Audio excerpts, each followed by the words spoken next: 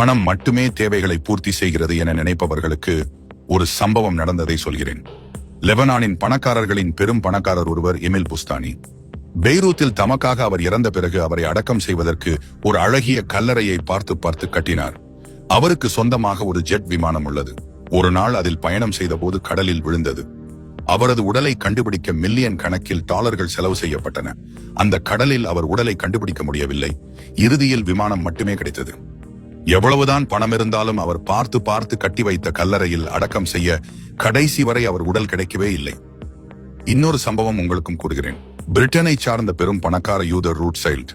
அவரிடம் சொல்ல முடியாத அளவுக்கு அபரிதமான செல்வச் செழிப்பால் செழித்துக் கொண்டிருந்தார். சிலபோது பிரிட்டன் அரசுக்கே அவர் கடன் கொடுப்பாராம்.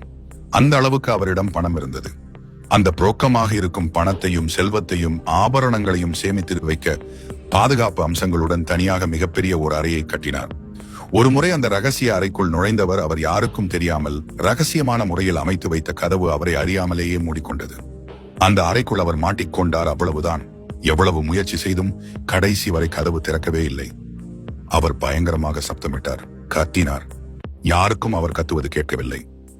காரணம், அவர் வீட்டில் உள்ள அரண்மனையில் பெரும்பாலும் தங்குவதில்லை. அவர் அடிக்கடி பல நாட்கள் உல்லாச பயணம் சென்று விடுவாராம். அதனால் அவரது குடும்பத்தினர் எங்கேயோ உல்லாச பயணம் சென்றிருக்கலாம் என்று எண்ணி அவரை தேடவில்லையாம். அவர் யாரும் அறியாத அந்த ரகசிய அறையில் பசியாலும் தாகத்தாலும் துடிதுடித்துக் கொண்டிருந்தார், கத்தி கொண்டிருந்தார். நாட்களின் நகர்ந்தன. சில வாரங்களுக்கு பின்னரே அவர் உடலை கண்டுபிடித்தனர். அரண்மனை அருகில் கெட்ட வாசம் வருவதை வைத்து அவர் ரகசிய அறையை கண்டுபிடிக்கப்பட்டது. அவர் பசியாலும் தாகத்தாலும் பணக்கட்டுகளுக்கு மேல் சரிந்து மரணித்து கிடந்தார்.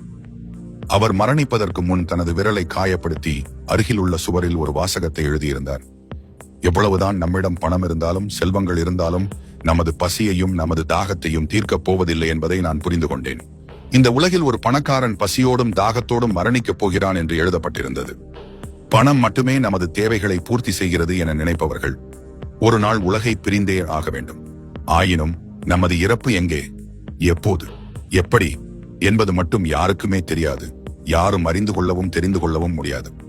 இந்த உலகில் உல்லாச பயணம் சென்றால் திரும்பலாம். உலகை பிரிந்தால் திரும்ப முடியுமா?